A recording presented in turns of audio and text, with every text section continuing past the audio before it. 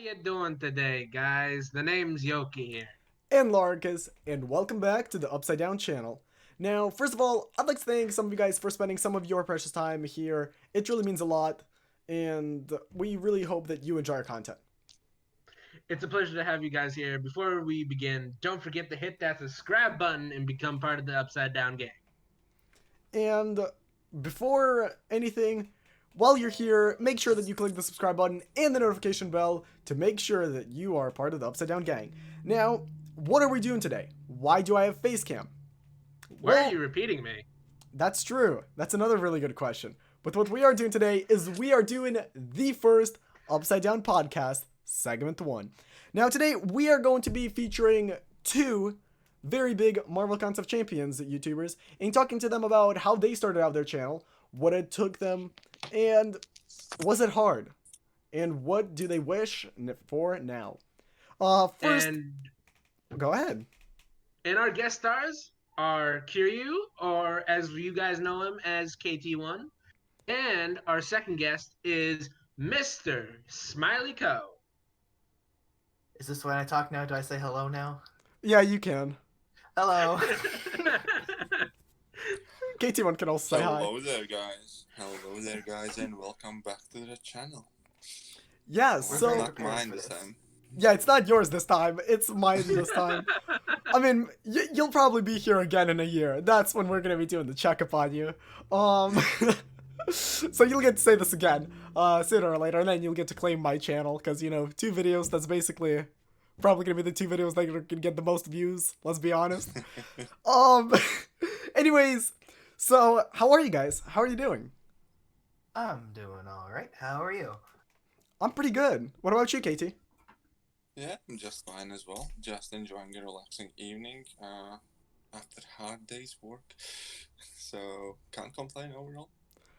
Yeah. So, as one of the first things that I'd like to talk to you guys about in the first really big like icebreaker that I would like to start with is going to be how has recording Marvel Contest of Champions like changed you, or how has it really like given you the characteristics of who you guys are nowadays? Uh... I don't know. Do you want to go first, KT, or? Yeah, why not? The simple answer is I don't think it really changed me all that much because I kind of just started recording the things that I already did. Because I did play this game for quite a while and I have always kind of enjoyed harder fights or pushing myself and just do things for fun. The one thing like that has changed in like me, at least in terms of playing, is that I now purposefully seek, I guess, more use of some weird champions or some just weird different things. But other than that, like as my day-to-day life goes, the only thing that it has changed it helped me multitask better because I do work, I do a lot of stuff aside, and recording my videos, I have to basically do it on the go all the time on my way to work, on my like break times and stuff like that. So currently I multitask like there's no tomorrow, do several things at the same time and stuff like that. So I have gotten a lot busier because of it, if anything. So that's about that. Yeah, that's fairly interesting because from just looking at your content, you have a lot of uploads every single day, multiple videos being pumped out, and I was really interested in how you're able to manage that. But that's very interesting to know. What about you, Smiley? For me, it's just been like, I didn't start uploading videos for Contest Champions specifically until like 6 or 7 months after I started playing. And it was just kind of like watching other people upload. It's like, I can do that. So I just kind of went into it not knowing anything. But then since then, it's just been like, I've been playing the game way too much over like the last like 4 years. And then uploading as well. It's always kind of just been something that's on the side, like my focus has always been just like for a while it was just like, getting through school and whatnot, and then this was just something I did after school, so a lot of my spare time kind of went into a lot of it, and then just kind of overall just learning more techniques with like learning I guess better video production skills and that kind of thing, kind of trying to improve my content as a whole and like the quality of the actual video itself. So kind of just taught myself some things along the way. but yeah, for the most part, it's just been a lot more of my time has gone into it since I started doing videos and all that fun stuff.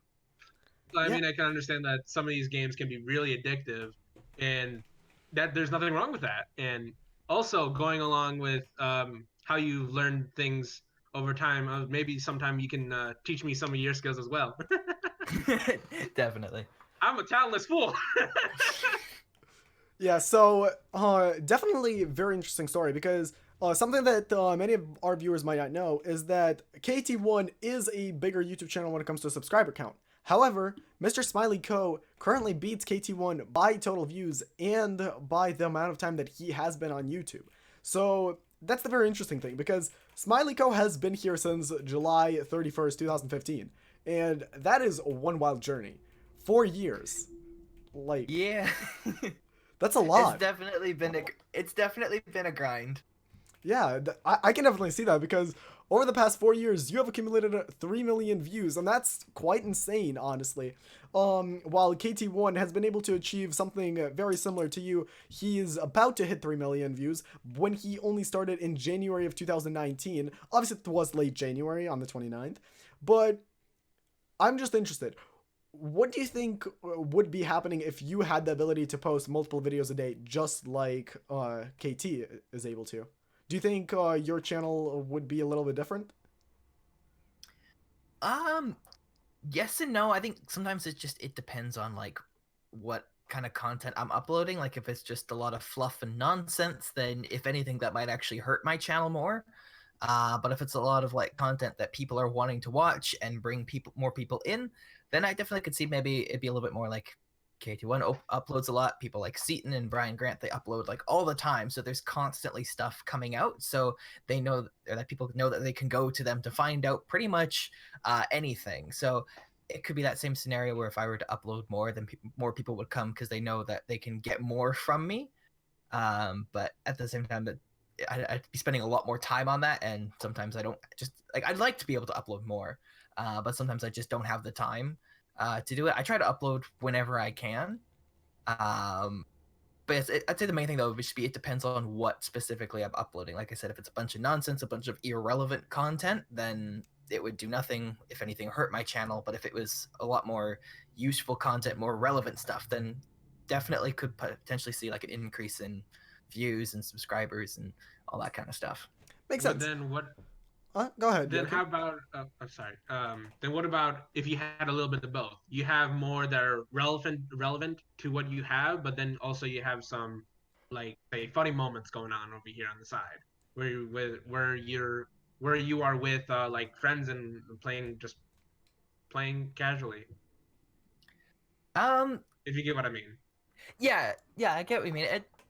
I think it'd definitely be like again kind of a mix. Like I think always more relevant videos always do better. Like when a new champion comes out, if you have the option to upload on the newest character or a character that came out 2 months ago, obviously the video on I shouldn't say obviously, but it's more likely that the video on the brand new character is going to do is going to do better, and more people are going to be looking for that kind of content than something old. So there are some people who do like that kind of extra stuff, like they like to see just kind of like the funny moments. They like to see not the regular content and that. I guess it would just kind of just depend on the kind of people that are finding my videos and just kind of what they like to see. Like there's certain people who will only stick around for the super relevant stuff, and there's certain people who might only be there for the fun stuff, or they like a little bit of both. I wanted to say YouTube has several different kind of sets of audiences. You pretty much largely get like this, first of all, your live stream audience. If you do live streams and there's like a set of group who always shows up on live streams, might not necessarily be all that interested in what you have to upload. Then there's a bunch of people who are like your super fans who will watch everything and anything you put out. Like I'm quite sure at some point you can just upload a video of blank screen and just say, well, hello guys, and there's still going to be like a portion of people who will still watch it. Definitely. And then there are obviously people who just search for the things that they want to see, and they kind of know what they search for, whether they are crystal openings or latest champions and stuff like that, which is like a large portion of audience. So you kind of also need to know what kind of people want from your channel kind of things. Definitely. Yeah, definitely. And something else that I was wondering, and this question is to Katie, what do you think would, like, what do you think is the impact of you uploading every single day? Do you think your audience is more because you upload every single day, or do you think it is because they just, well, that's not even what I do want to ask. My main question is, hopefully the answer is the second one, but what do you think your audience is? Is it mostly because you have a lot of uploads and because you have a lot of new content going out every single day and because you're one of the top players, or do you think it is because overall people want to come back to your videos even if they're not relevant to, let's say, the newest character or something like that, just because of who you are in the personality? Well, like I'll be fairly honest with me. Like my personality doesn't really shine all that much in many of my videos, aside maybe from my rant videos or stuff like that. I don't think I'm the most interesting personality, and I'm fine with that. I'm aware of it. If I was you, if I was you, I'd just say I'm the most interesting guy ever. They watch me because of me. No, well, but I am fairly knowledgeable, and a lot of people know that I kind of, for the most part at least, know what I'm talking about, or Definitely. I'm not going to be spouting complete nonsense. So there's a lot of people who appreciate that. But when it comes to uploading regularly and uploading daily, that was like the first thing everybody told me. If you want to kind of get on the good side of YouTube algorithm, you need to pump out a lot of videos. Now, not everybody might not necessarily enjoy it, and that might not contribute all that well to, let's say, quality of your channel, but that helps to contribute to the discovery of your channel. Because if you upload 3 videos, if one of them catches on and it gets into people's recommended boxes, stuff like that, and if that happens more or less frequently, people are likely to subscribe to you. Maybe not even if they actually kind of like enjoy or appreciate every video, or every video kind of speaks to them, but it just kind of helps to get your channel out there, as far as I'm concerned anyways, because I'm not like any kind of guru or genius. Is just kind of the things that have been told me and how my thought process worked there. So I try to upload fairly kind of different things. Like I try to upload at least one kind of discussion video every couple of days. I try to have some gameplay on my channel every day, for the matter, and then something else in between. And then that kind of like adds kind of like fairly broad kind of spectrum, because my channel isn't intended just for end game players. There's a lot of kind of beginner stuff as well in the channel, and vice versa.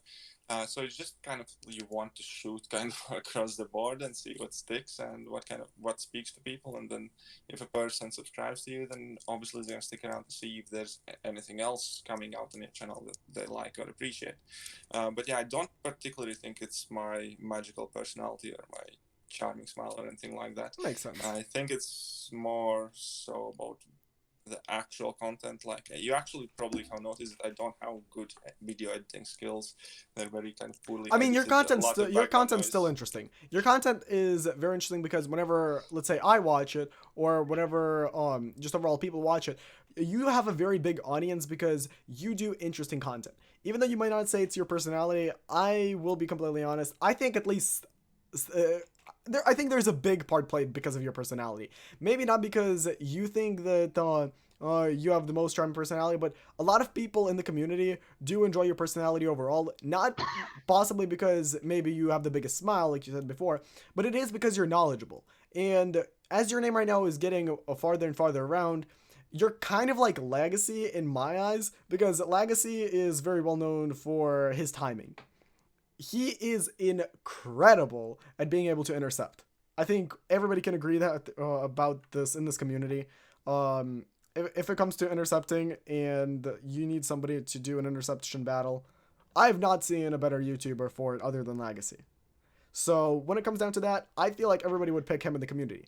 But when it comes to knowledge and when it comes to being able to describe things about a game, I feel like a lot of people are going to be picking you over even Brian Grant or Seaton, because Brian Grant is definitely very knowledgeable alongside with Seaton. And if you guys want to come onto my podcast, feel free to as well. But the thing is, smarts wise, I feel like your content's very, it has a school experience because you teach some things about characters and you kind of explain things. But at the same time, it's not boring. So yeah, there is that thing that you want to try and kind of like check out a bit out of the box kind of different things, like that you always want to just, like for me at least, I find it personally interesting to take some sort of medical champion and then find some really interesting matchup, really kind of funny interaction or whatever it may be, and just put out, because first of all, I find it fun myself, and I hope that many people likewise find it interesting and entertaining, and that is what kind of amasses for your overall ability to clear content in the game, how many of these interactions you're aware of, because eventually, sooner or later, one of them is going to be useful in a content, then again and again and again, and it all adds up. And that's why, let's say, I'm fairly confident when it comes to clearing any new content coming out, just because I know a lot of kind of character interactions, what's good against what, and like what can and can't you do in many situations. And that is something that you just have to experience, learn, hear about, kind of amass that information. And that is one of the things I'm trying to play in my channel as well, because you can sometimes hear or see stuff that you just haven't before. Definitely. And so another topic that I would like to go on to, and shifting away from the old conversation, is view boosts. Now, KT1, as I said in the beginning of the video, you got views very easily. Right off the bat, your channel kind of exploded, took the internet by storm. However, Smiley, that wasn't the same experience for you. Not until very recently, actually, because you got a very, very big boost in views late June to early July of this year. So how has that affected you? The last 3-4 months or whatnot has just been like nuts. Like basically like more than doubled my viewership within a few months, which is absolutely crazy. I want to say like part of it is, well, like, so about what would it be, about 4 or 5 months ago, something like that, I got accepted into the content creator program. So because of that, I've been able to put out just a whole new wave of content that I was never really able to before, because I'm a very casual player. Like, I've been playing this game basically since it came out, and I love it to death. But I don't always have the time to grind arena for new champions, or I don't have the money to spend on crystals to get the new characters. So I was missing out on like that entire side of content with brand new characters coming out. But since I've been in the content creator program, I've been able to do that kind of thing. I'm able to get videos out, just my thoughts on the characters, get some early gameplay out, and it's just like opens up a whole just new way or new opportunity basically for me when it comes to that. And then just I'm able to put out more content just kind of in general. Part of it has been since I've been out of high school for a little over a year now. I've had a little bit of extra time, at least, to put into videos. And wait a minute, high school gives you free time? What? I want to go to your high school.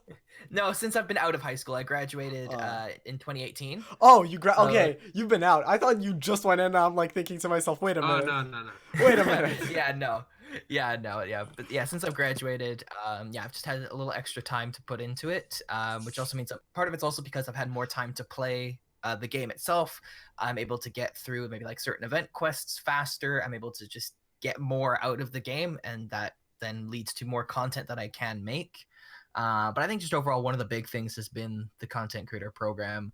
Because I don't know exactly. Like, I don't know any like exact numbers, but like, since like kind of like end of June hit till now, like 21st of June to 29th of June is when your views basically started doubling, and then they tripled starting from 3rd of July. Can I just say it's kind of scary that you have looked all this up information and you know more about the viewership than, like, if you would ask me when was the first video uploaded, I couldn't answer that. I was like, well, alrighty, then apparently it's 29th of January. I'm guessing you have like Social Blade open or something like that. No, I had Social Blade open yesterday whenever you guys gave me the confirmation that you're going to be on the show, and I did all the research yesterday, and now I have a Google Docs open and a Word file, just to keep everything organized. So, not a stalker, just kind of a stalker. Excuse me real quick. Excuse me. I have a question. Go ahead, Yoki. Sorry guys. Real quick question. Smiley, tell us and the viewers, what is this content creator program? I'm an idiot. Yes, I know, but so the content creator program is something like I can't say like part of it is I can't say too much, because like basically I had to sign a whole bunch of documents and whatnot, and that was a fun course. night. But basically what it is there's there's a large group of content creators that we have basically like direct access to representatives of Kabam. So through it, we can we can ask any questions that we have about upcoming content. We sometimes will find out about what's coming up early. Like one thing recently, like kind of the other day, we had the big reveal of what the next handful of characters are going to be. That was revealed through the content creator program. It was just basically that morning I woke up and it was just like I opened up messages and it's like, oh, okay, this is a thing. There was like no warning whatsoever. It's just here is a bunch of information. Go do something with it. So it was a bunch of between everybody. It was a bunch of YouTube videos, Twitter posts, Reddit posts, whatever. Just stuff was going out like crazy. But yes, we get access to that sort of information. We also have the opportunity to because we get the main thing that happens is we get early access to characters in order to make videos on them. So we get to give our feedback on the characters, and in some rare cases, some of the characters from what I've seen have even been tweaked a little bit based on our feedback. Like there's certain characters that have come out with like really broken mechanics that it's just like that either things aren't working properly, like they're literally broken, like something should be happening and it's not. She-Hulk, She-Hulk, or something is just like stupidly overpowered and they get She-Hulk, She-Hulk. Sorry, I have a cough. No worries. But yes, there's been like sometimes we get to like nothing crazy, but we sometimes get to have a little bit of influence on some of the changes that are made. And like I can't say specifics just to be safe, like or even say anything really. Yeah, I mean, there's been let's be honest, you're in my podcast. You can basically say anything and nobody's gonna see it, so. Somebody always sees it. Somebody will see it. Somebody from Kabam will be watching me. But yes, like there's been certain things that have also gone on with the community and whatnot. Like sometimes just some of the information that does get released, sometimes like basically like the Kabam will be like, okay, is this something that you guys want to know? Is this type of information you would like released? And we'll be like, yes, absolutely, this is something we want. And they will start sharing that sort of information because of that. And like, well, I guess this isn't like a super huge secret. So one thing I can say, so you know how we've had like the Summoner Showdowns where they give us the opportunity to duel like a character. We get to vote, like basically vote for who we think would win and get energy refills because of that. Yep. That was an idea someone from the content creator program suggested to Kabam. So because of that, like that, none of that was going to happen beforehand. Someone made that suggestion to the developers and they really liked that idea. So that made that a thing so that that person got to directly influence the Summoner Showdown as a whole. And it was a way for the community to be more involved with the event. Well, whoever made that idea is an amazing person. Can I just give you a hug right now? And that's honestly very interesting. Content creator program seems like a very beneficial thing for any YouTuber because that also gives you an upper hand over all the smaller channels at the same time because while all the other smaller channels might be insane pay-to-win whales, crystal opening whale, you guys also are able to compete with those channels even if they're bigger than you because you might be the person who posts a video about the new content before they do, and even though they're extremely pay to win, you posted the same content because you were given the same opportunity. So I think that's very good of Kabam to do, and I think that's very very incredible that Kabam even does that for smaller YouTubers because most games wouldn't even consider you to be a part of their program until you have at least like 100,000 subs.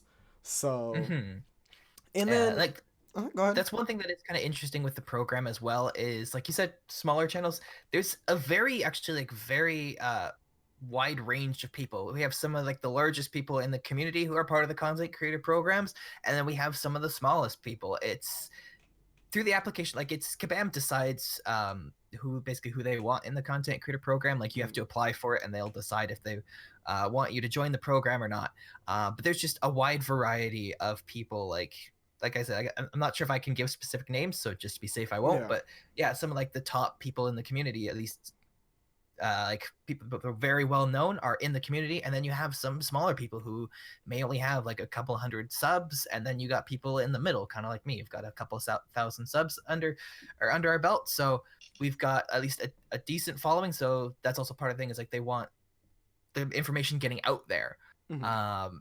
So that is sometimes a factor, but at the same time, it doesn't seem like they're open to anybody, so long as you produce content that they like, and they would like to see that kind of content made from the information that they can give. Then you can get involved in that program. Definitely. And so talking about this program, this is a question that I've actually been wondering for quite some time, and I believe you should be able to answer this. But when it comes down to recording for the game and being a content creator, as a content creator, are you allowed to stream and or record other games other than Marvel Contest of Champions?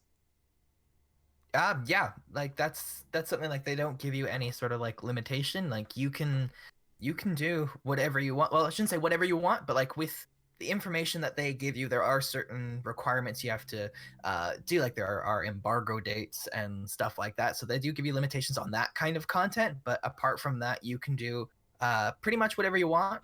Like from what I understand, part of the application program process is partially like, are you like a family friendly content? Is this something that a large variety of people can see? Like that is something they do take into consideration. So if you upload something where it's like very like M-rated content, like I don't know, you swear a whole bunch, you do like it's just like really like inappropriate content, then they'll be like, okay, we don't want our content or our material alongside that. For that reason, you might not be admitted into the program. But if you're doing like playing another game and it's totally, there's nothing wrong with it, it's totally fine, then they have, from what I understand, they have no issues with that. Well, Makes that sense. means I need 2 videos that need heavy editing. I blame Norse God Gaming for this. Yeah, so yeah, we can't blame him actually for not being kid friendly. That's all his fault. It always is. We never take the blame, because if you do, then well, it's your fault. And you should I never said I do that. blame him. Never take responsibility. Very good lesson, kids. Now moving on to the next question.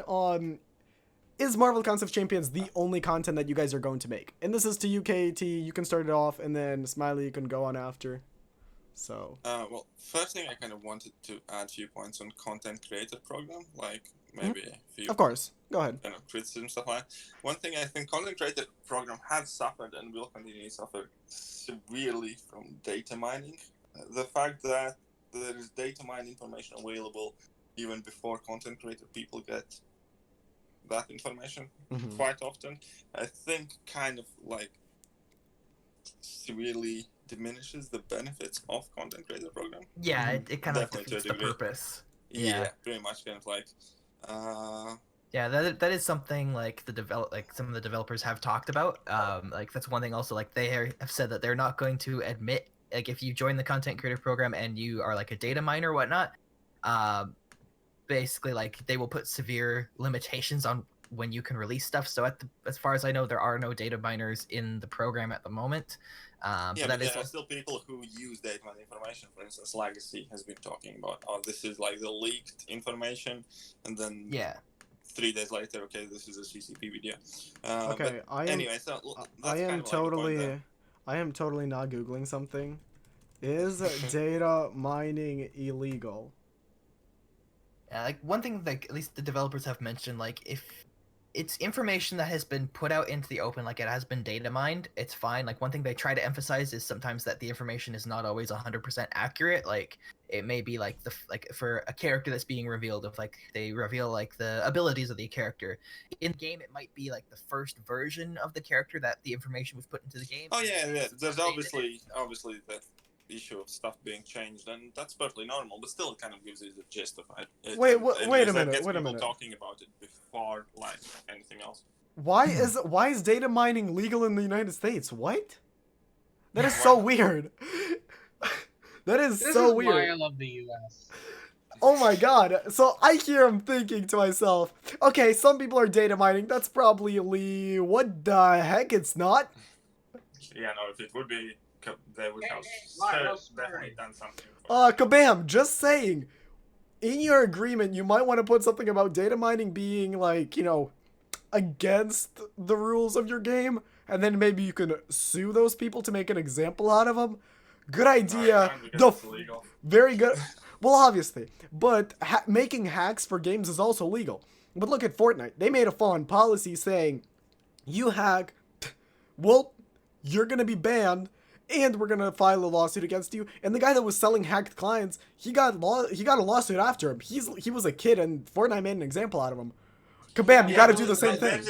No, but wait, here's the difference, because the kind of datamasters aren't selling anything, they're just revealing the information to the public, which is not a transaction, which they could do nothing about so long as data miners Definitely. themselves. Well, I don't think the kid data was selling miners- it. I don't think the kid was actually like selling it. I think he was just distributing it, but they're basically doing the same thing, I also, think. Data miners are not hacking anything. What they're doing is they're basically downloading the game, let's say, to their PC, and then they're going through the game files. They're Makes not sense. affecting the actual game. They're not hacking. They're not getting into their servers because they can't access any information kind of like as in Makes live in the sense. server.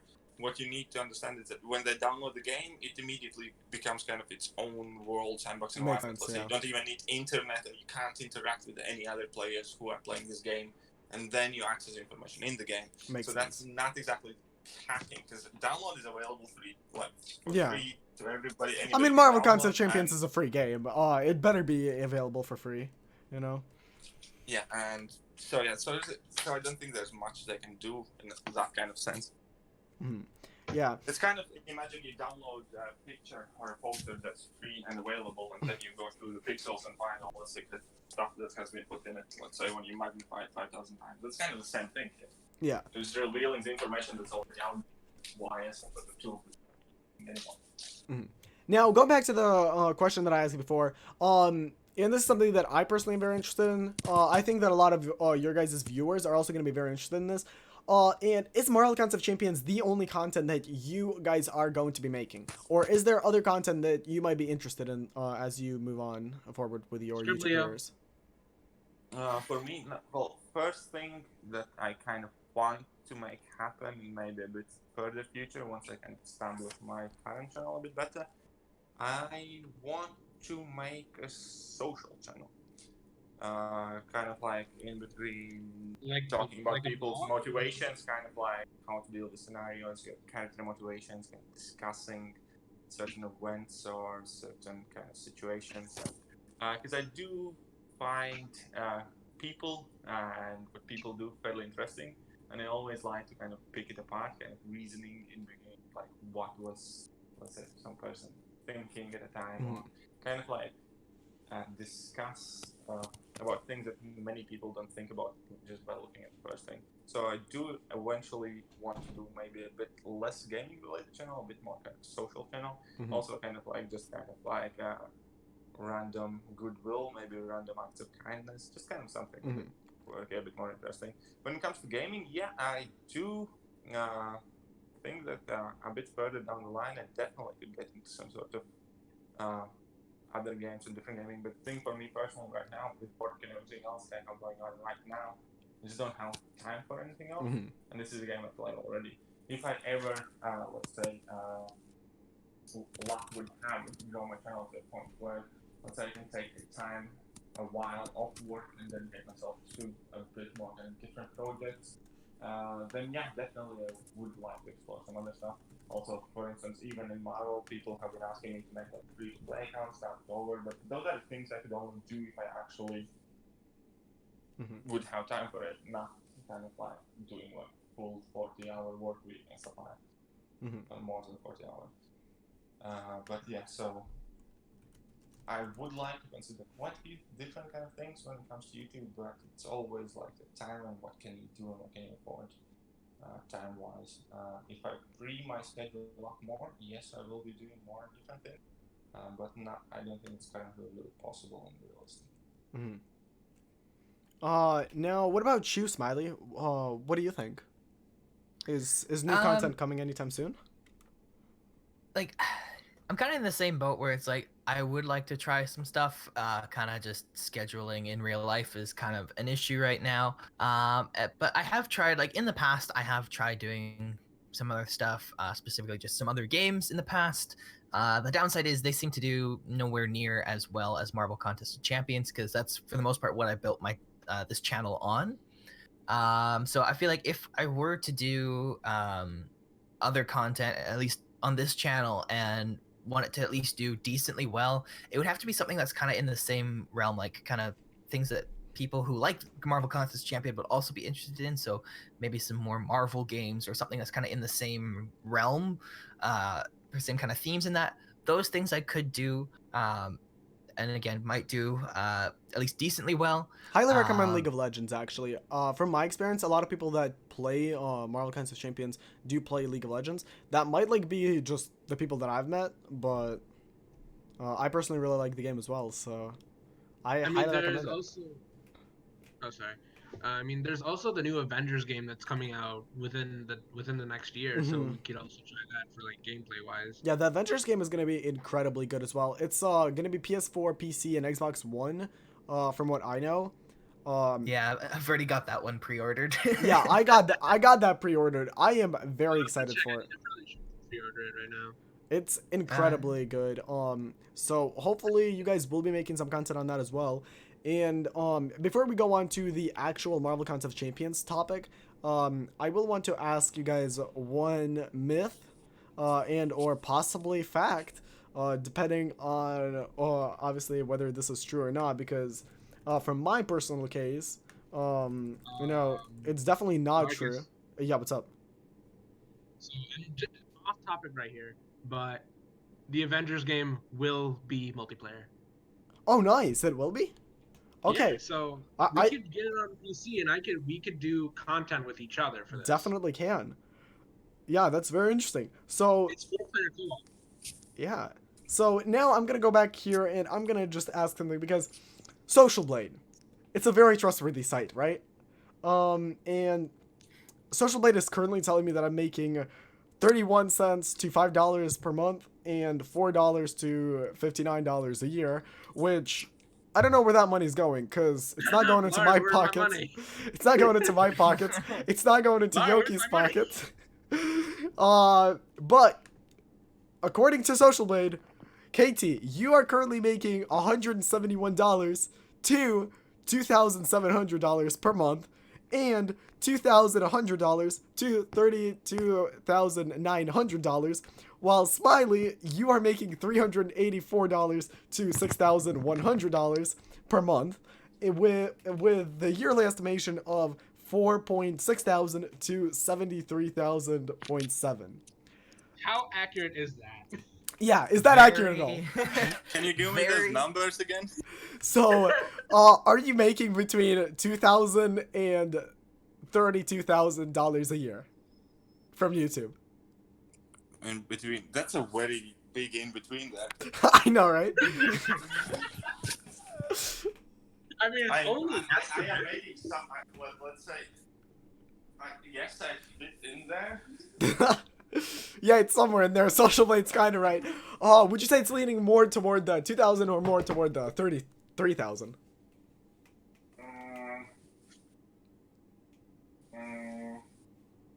Because what you need to take in mind, like, first of all, I've only ever received like 4 payments out of YouTube for 4 months, because obviously it's not uploading Yeah. in January.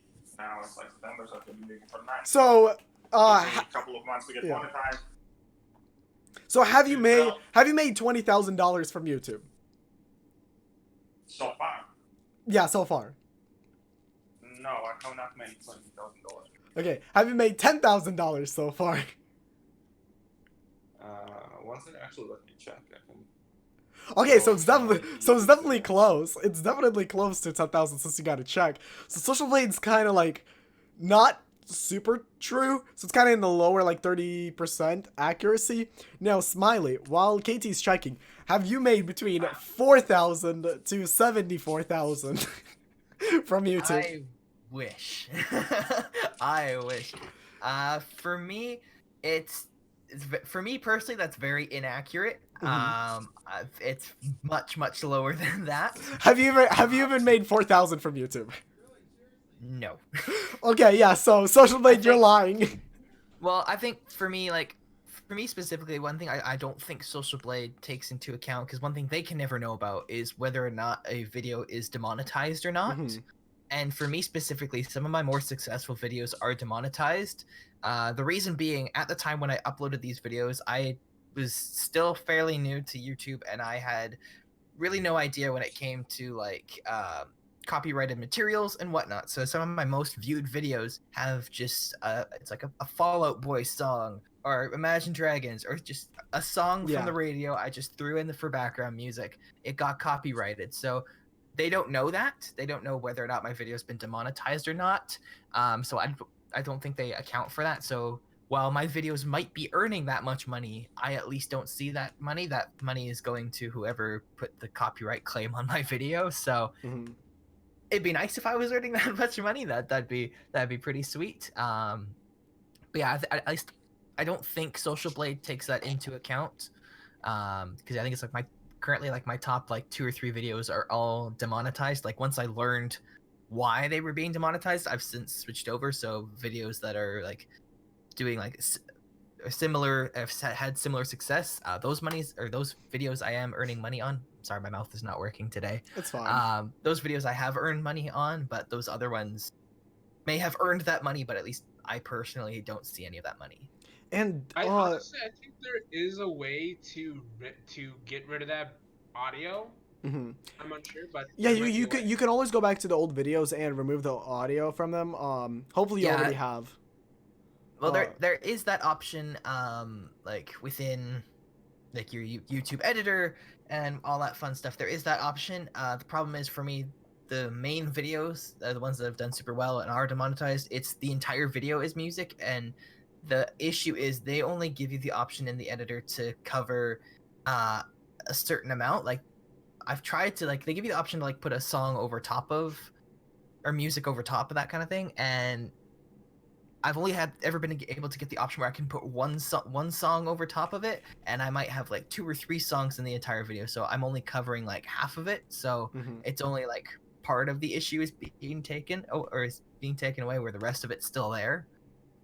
Yeah, if that makes sense. Definitely does. And it's quite upsetting on how YouTube does this, because for whenever you're a new content creator, they definitely should be notifying you, hey, don't use this music, or like don't do this.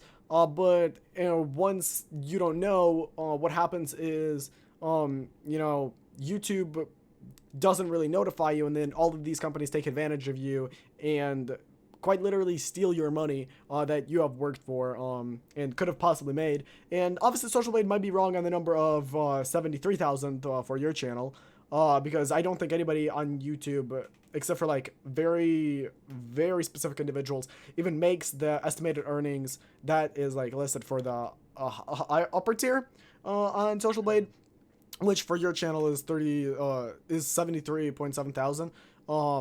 But you probably could have made at least closer to the minimum of 4,000 if none of your videos were demonetized, because if YouTube was just to notify you, maybe it could have been a lot better for you.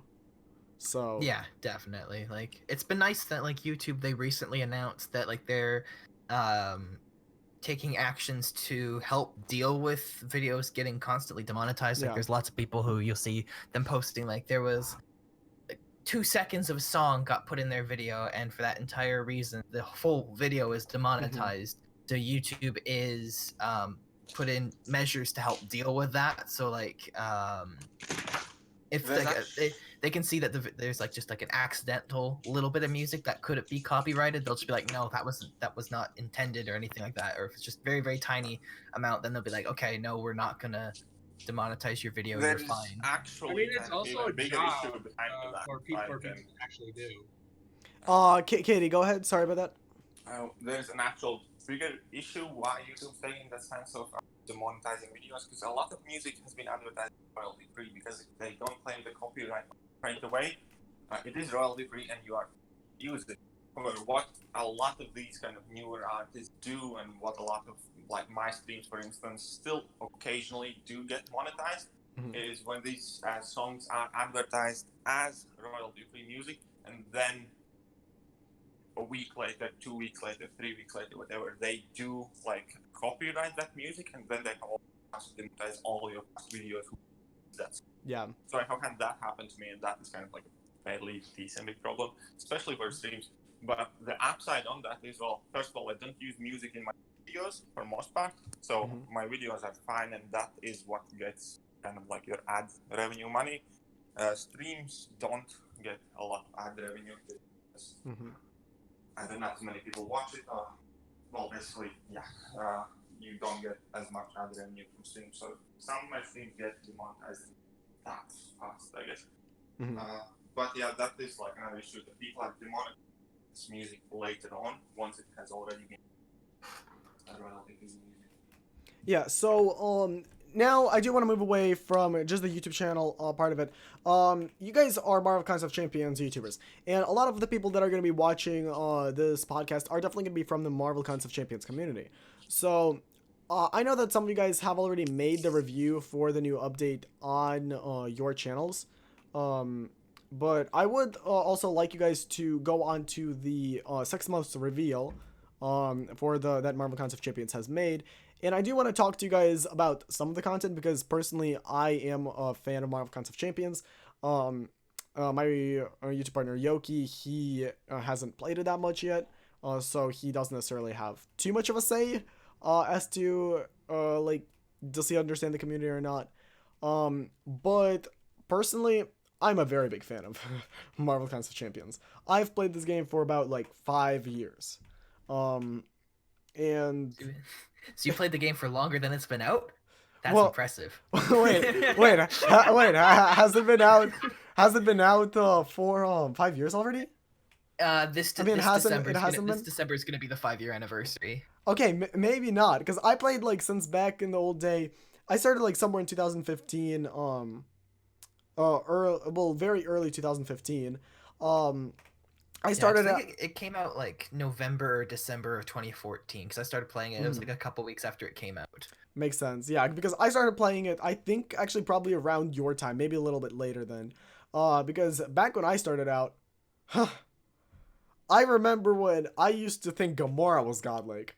You got 3-star Gamora, you get 1 bleed stack. Oh, that is game over back in the day. Gamora was my top champion for ages. She was the first 3-star I got, and she maxed out 3-star I had that cleared so much content. Honestly, Gamora was just insane. Like, I don't know. I had a lot of fun with her. Over time, as new champions were introduced, she was definitely like dropped in the tiers.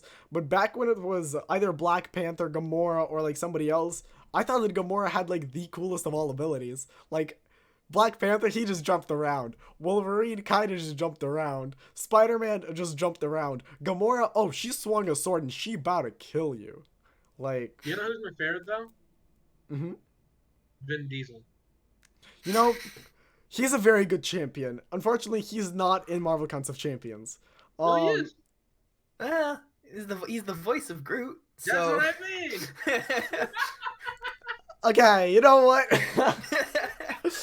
If we want to get technical, I have not heard Groot yet. I have not heard Groot talk in Marvel Contest Champions yet. I am Groot. Maybe in like one of like the motion comics. Like I don't know if any of you guys have seen also the meme of I am Groot. No, we are Groot. No, we are Venom. No, we are Groot. No, we're Venom. We are Groot. Fine, we are Groot. I don't know if any of you guys have seen that. That was I'm gonna check if I can actually find it right now. It's a very, very good we are Groot, we are Venom. So I'm not sure if the meme is... Let me settle this argument real quick. Let me settle this argument. We are Venom. No, I'm pretty sure we're Groot. Let me try to find this image. So I can't find this image myself. So it was basically made on a meme sticker of this image. One of my alliance mates have made it. I'm gonna see if I can actually really quickly send it out because I think it's an amazing, amazing meme. But moving away just from the memes as well, I do want to talk about what is happening with Marvel Contest Champions over the next 6 months and what your guys' thoughts are that you might not have shared in your videos or that you just, you know, might not have said before. So first being, what do you guys think about the 6 months update? Do you think there are enough champions being added to the conquest or not? To the contest, yeah. Just mean like like the going for like the usual like 2 to 3 a month kind of thing.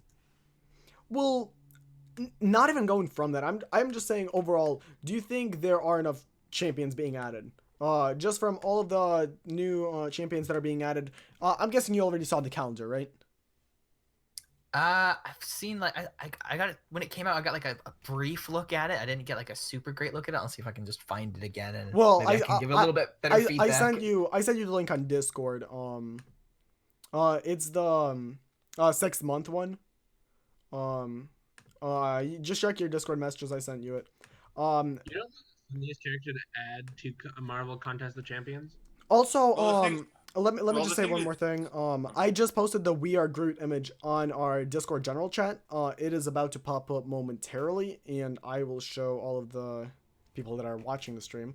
Well, not the stream, that are watching this. I'm gonna show it right now. Let me open it. Okay, and I found the link. Sorry, I forgot to open that. It Open is that one up. pressing. I had the. Okay, this problem has uninstalled correctly.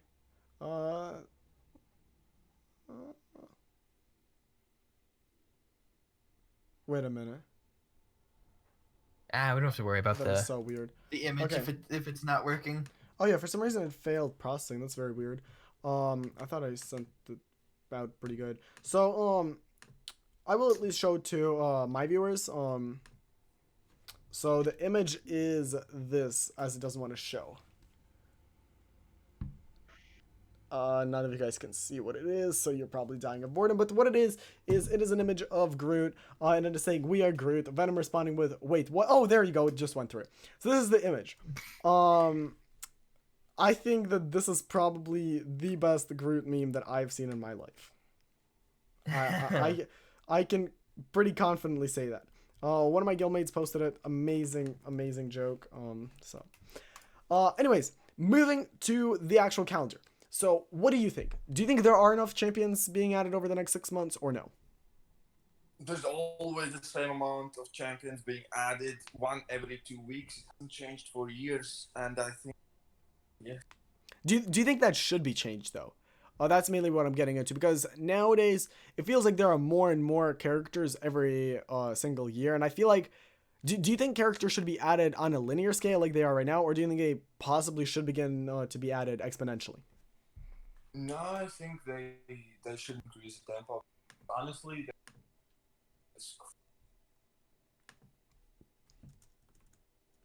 them to all the new characters. Like I still, for instance, don't have hardly any. So still 5B there, but he does.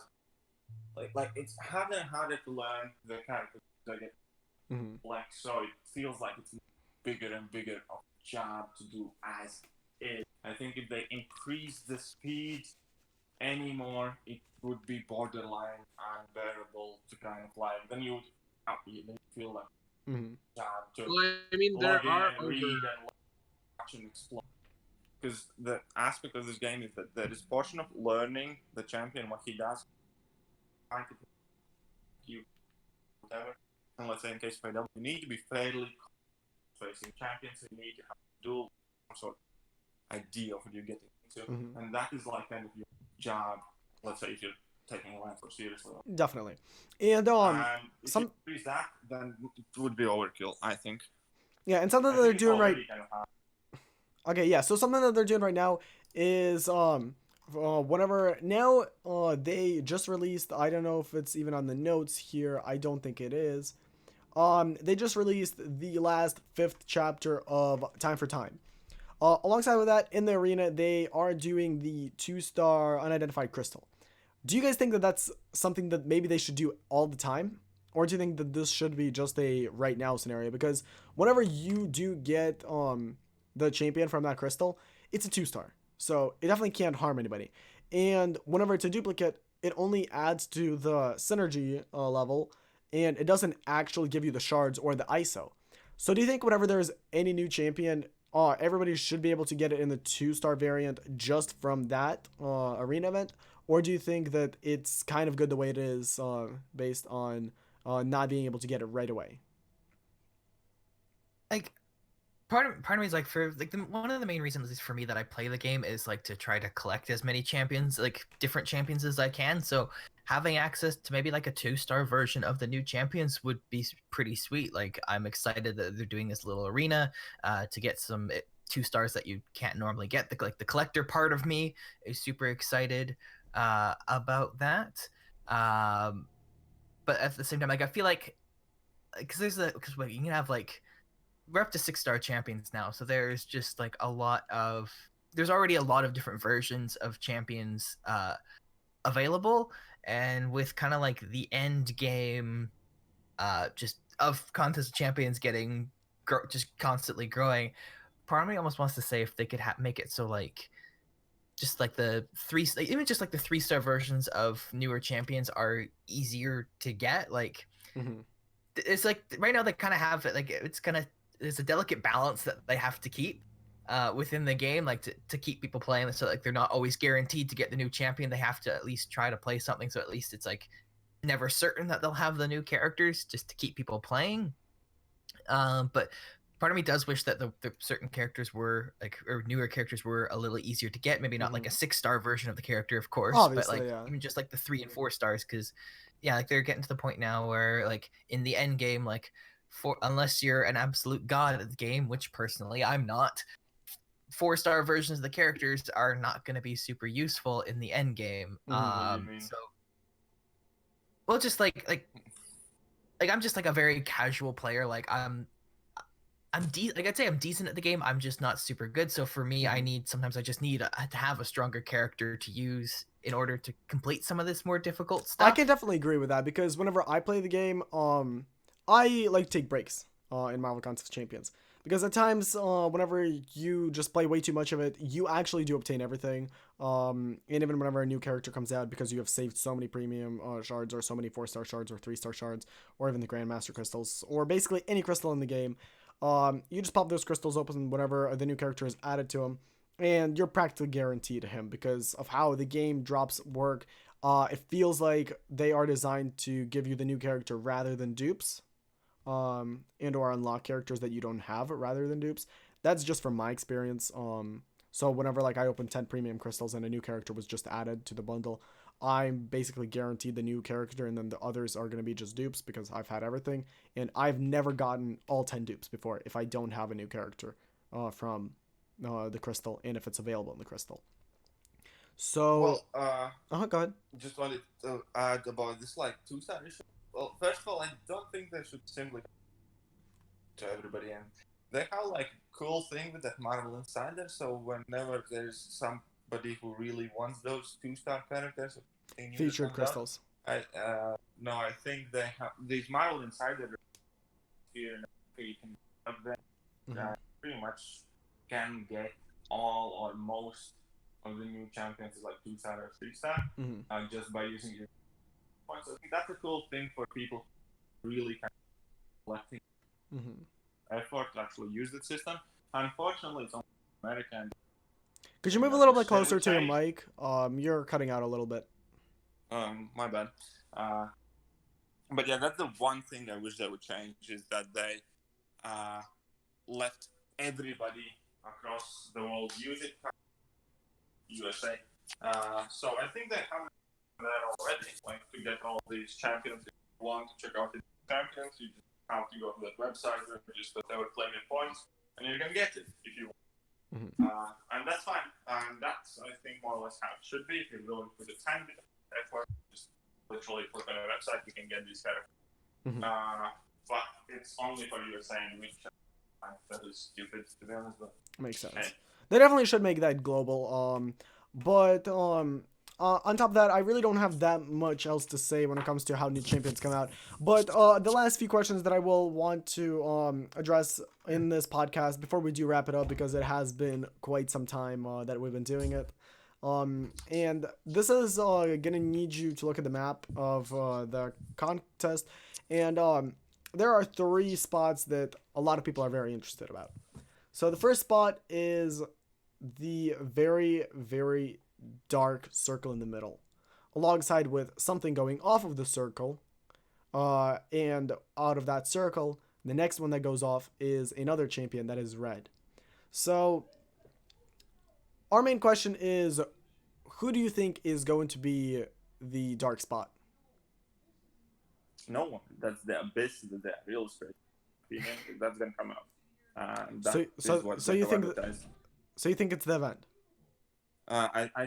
Pretty much there's gonna be a champion in that because they kept those question marks for all the champions being released. Also, if you have checked the previous kind of maps of the contest, they have always left a huge kind of blank spot in the middle, like areas explored, and I think that is symbolize that there is this abyss of contest coming, and so it's just a blank spot, and the champions going out of it is likely to be this collector possibly, or something to do with the abyss event as it's gonna come in. And who do you think the red champion is gonna be? I don't think I can make an educated guess. Makes sense. It might be that abyss collector. I mean, it's a final boss, but that's like a fairly common and uninteresting guess. What do you think, Smiley? Like, I can kind of see like I get what you're saying about like the black space and that. One thing I kind of thought about like the blank or the black space was maybe it was just like there's gonna be like there's just like a whole like it's covering just like a cluster of new characters that are coming out that they're gonna introduce. They don't want to reveal that there's gonna be this whole new branch. Like, could be something to do with like the elders or something like that. Another possible idea I thought maybe would be like Galactus joining the contest. That's what I was thinking. A big thing because there's also the one line that goes off to the Fantastic Four. But I feel like Dr. Doom's got to be there. I feel like Dr. Doom would be in that cluster down by the Fantastic Four. Yeah, that's what I think. I feel like Dr. Doom, he has to be the big square that is right below the words of Fantastic Four, because I feel like gonna be Galactus. An unplayable character. Yeah, Galactus could be another option. He definitely could be another option.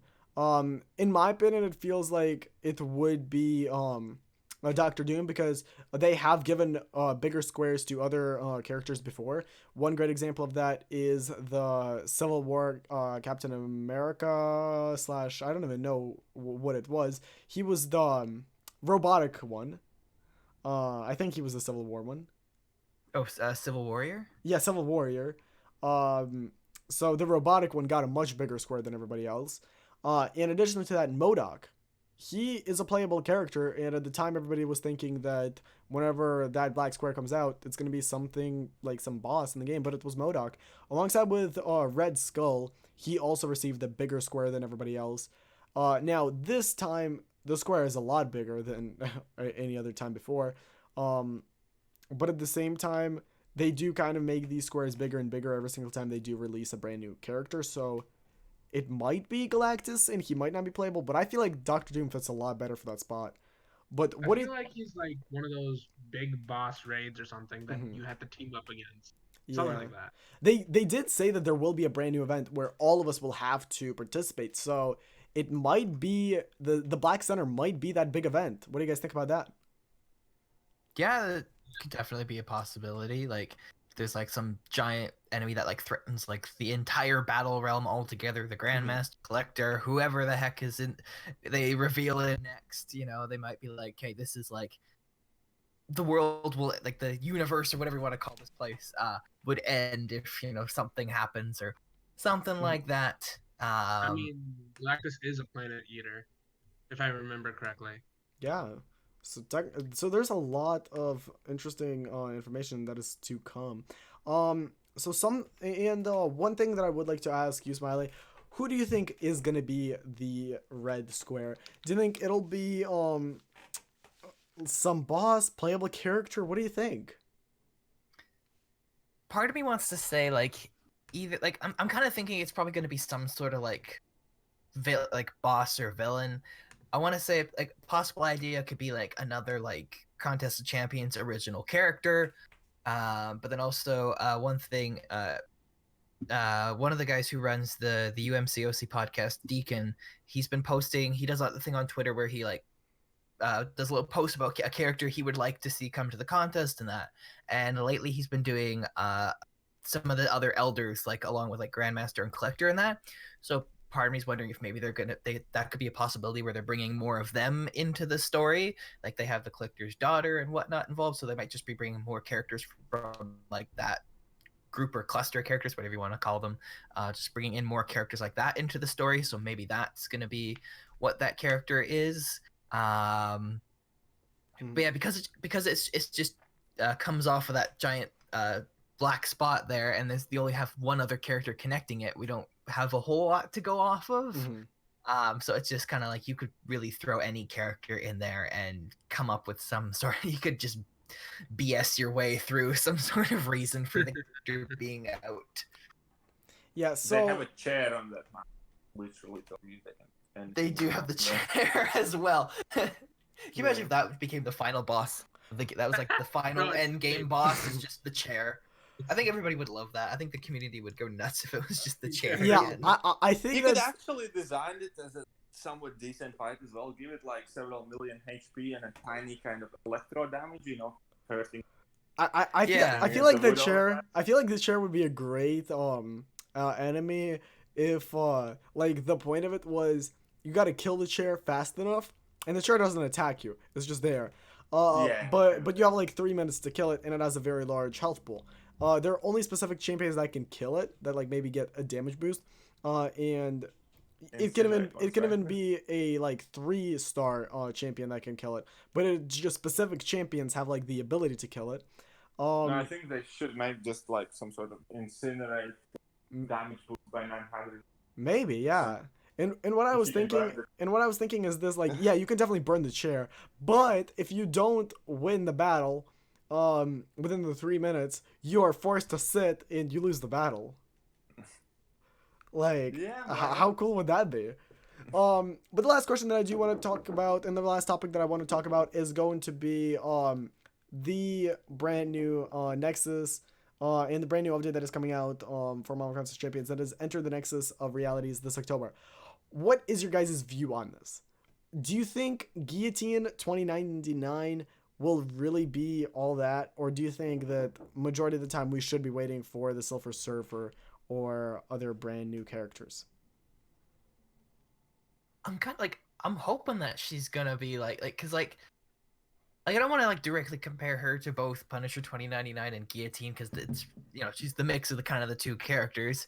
But I'm kind of hoping like she becomes like because she's like an MCOC like original character. I'm kind of hoping they start building a little bit more story around that, and I'm kind of hoping with also her being 2099, it opens up the doors to other characters, specifically Spider-Man 2099. He needs to be in the game. Definitely agree with you there.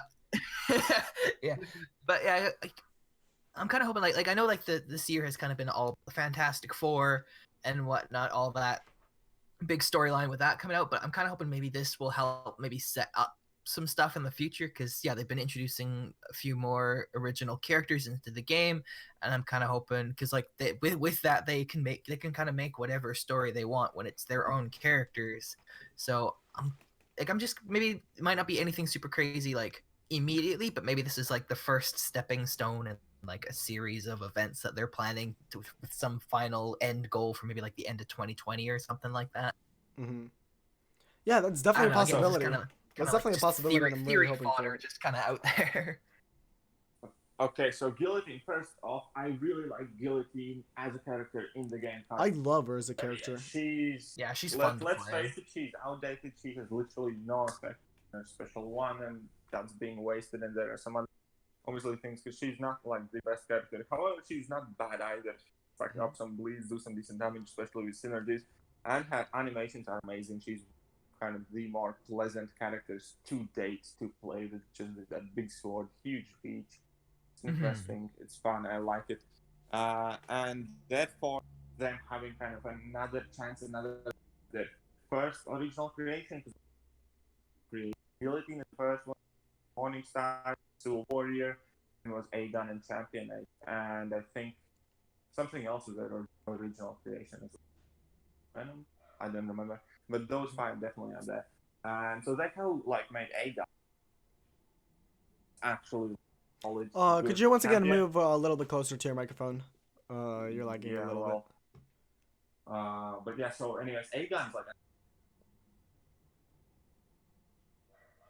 so now that they have kind of like picked up the original creations a bit to brought them actual, they really do have fairly decent hope for ability, because if the animations are close to as nice as they were like for Guillotine when she came out that time, or something.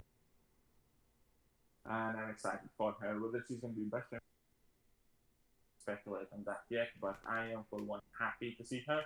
When it comes to 2099 Union, fairly kind of they are probably going to do something that's bound to have some more 29 characters. That seems that they are going with it, especially if you Human Torch at the time, so they're might be doing something with time travel there, and the fact that they have this kind of expanding alternative, like Civil Warrior, because he's from reality, right? And then we have like the whole kind of natives of the contest storyline with Aegon champion. So I think there's definitely going to be probably involve time travel and 2099 being flooded in. But again, like it kind of cautious because Punisher 2099 and pretty much worse version of original Punisher, and that was not an easy job to do. They made a cool character and absolutely butchered that character by his damage output, so I hope they don't do something silly like that again. But I am excited for Guillotine. Yeah, honestly, I'm very excited for her as well. Hopefully, she does really meet the expectations that a lot of people are setting for her, because Guillotine, when she came out, she was an incredible champion, very strong. Unfortunately, whenever she came out, even she was not necessarily god tier, but she definitely was up there. This time, I personally hope that she is an incredible bleed champion, because if you look at her sword, she has little spikes coming off it, and in my opinion, if you give somebody spikes on a sword, they better be doing massive bleed damage. And since she is a robot, maybe they can include some sort of healing to her. Maybe like souls for souls type thing. And truly, I am hoping for her to be incredible. Possibly be the next Blade, but in the tech, zone. Because I really want a tech champion that's really fun to play alongside with Stark Spidey. Well, that's going to be Elves Bloodstone, because Elves Bloodstone basically Blade 2.0.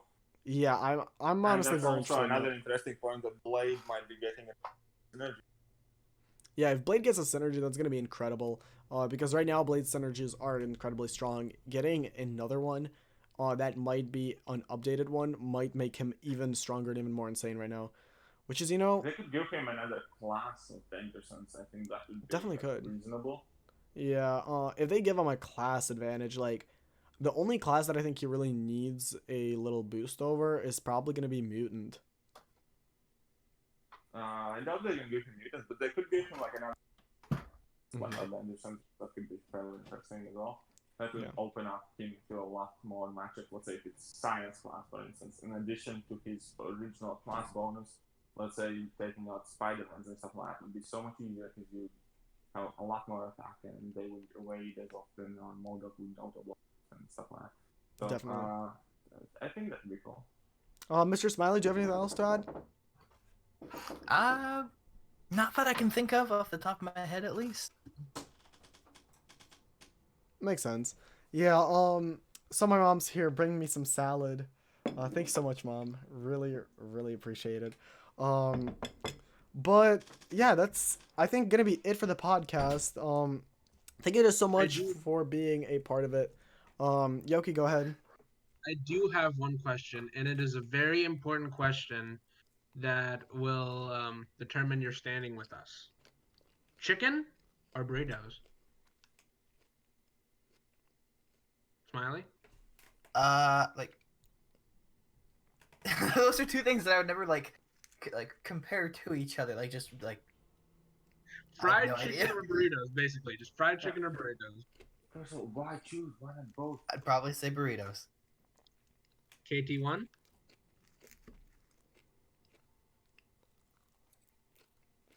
No, I'm gonna go with chicken. And I love you both because they're both awesome food. So I guess this is where we end the video with and so before we send you off to another video somewhere in the YouTube verse, make sure to give this video a thumbs up. Hit the like button as well. That's what I said. Yeah, but I said hit the like button. You said thumbs up. There's a big difference. I mean, they can also subscribe if they want, but I mean, yeah. Also click the. Yeah. Also make sure that you subscribe. That's also another big part. You just said that twice. And yeah, but like the thing is this: if they like the video once and then they click the like button again, they're gonna unlike it. If they subscribe once and then they click the subscribe button again, they're gonna unsubscribe. It's worth it. Worth it. So even if you do unsubscribe, make sure to hit that notification bell. It doesn't matter how you do it. Just do something. Comment as well. And if you don't do this, no joke, no scam. Mr. Smiley over here is going to come to your house and give you become Mr. Frown in your face. Wow. Well, sure. Why not? Did you sign up for this? Well, nope. But you did sign up now. What was gonna happen? But you know, we'll go along with that. Makes sense. So have a great one, guys. Thanks so much for being on the podcast, and peace out. Buy me a burrito. I'll take some chicken.